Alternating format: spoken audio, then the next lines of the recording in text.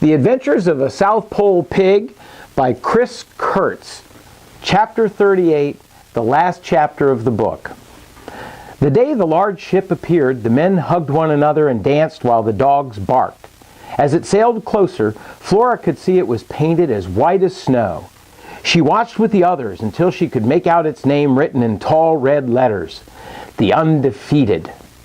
It dropped anchor and a lifeboat was lowered into the water. As soon as the men in the boat stepped onto the ice, there was another round of hugging among comrades. The captain still walked with a cane, but he was in charge again as he called out orders and directed the action. The lifeboat began taking men and dogs to the ship. Flora's feelings were all jumbled and confused. She wasn't sure what to think now that they were rescued. She wasn't sure she should be celebrating like the men and dogs around her. Her future seemed uncertain.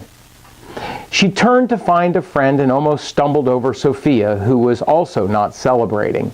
Flora found it hard to push the words over the lump in her throat.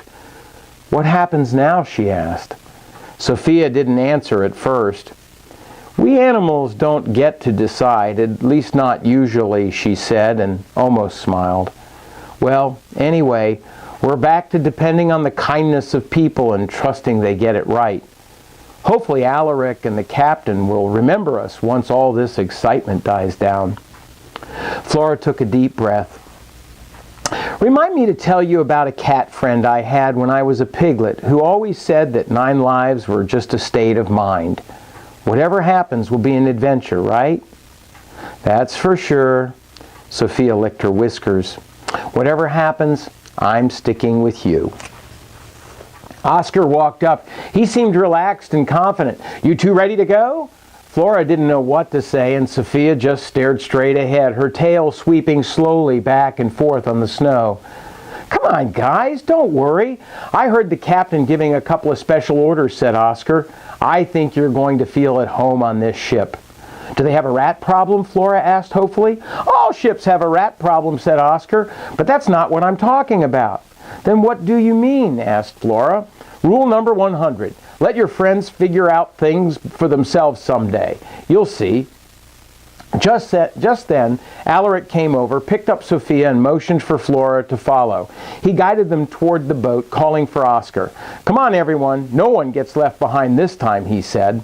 Sophia hopped on to the lifeboat first. Then Alaric helped Flora and Oscar climb aboard.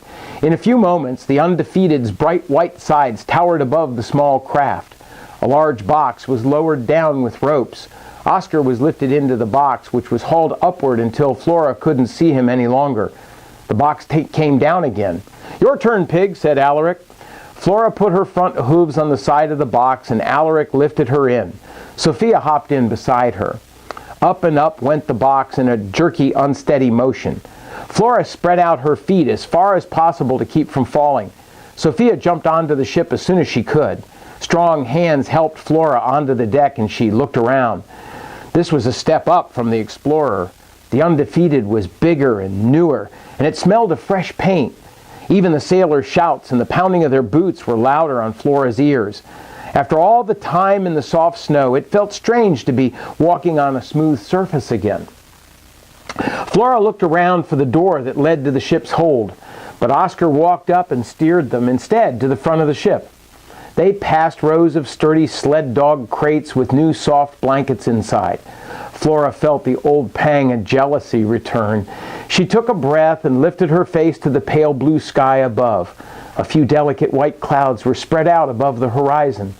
Flora suddenly regretted that she hadn't taken more time to notice the sky during her time on land. The hold was going to be awfully dark.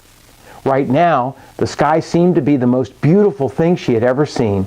She tried to capture it in her mind for later. Bang! A sailor clomped by and Flora jumped. "Pick up the pace or get out of the way," Oscar called. "Come on, Flora," Sophia said. Flora trotted up to her friends. The very first 2 crates had been given a new coat of light blue paint.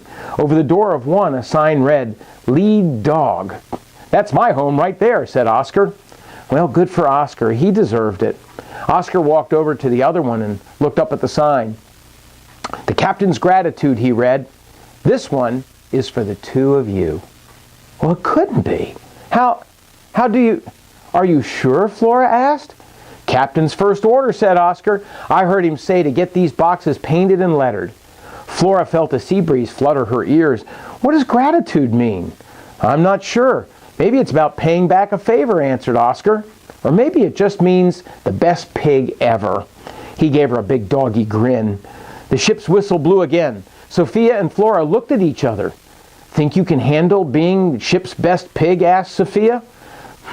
Said Flora. Let me think about this. Travel all over the world, hunt rats and pull sleds, wake up next to your best friends, new adventure every trip. Tough duty, huh? Asked Oscar. I'll just have to make the best of it, said Flora, starting now. As the ship picked up speed, Flora walked to the tip of the bow and put her feet on the railing, facing the wind and all of her adventures to come. And that's the end of our one book, one school book, The Adventures of a South Pole Pig by Chris Kurtz. Thanks for letting me read to you, everybody. Bye.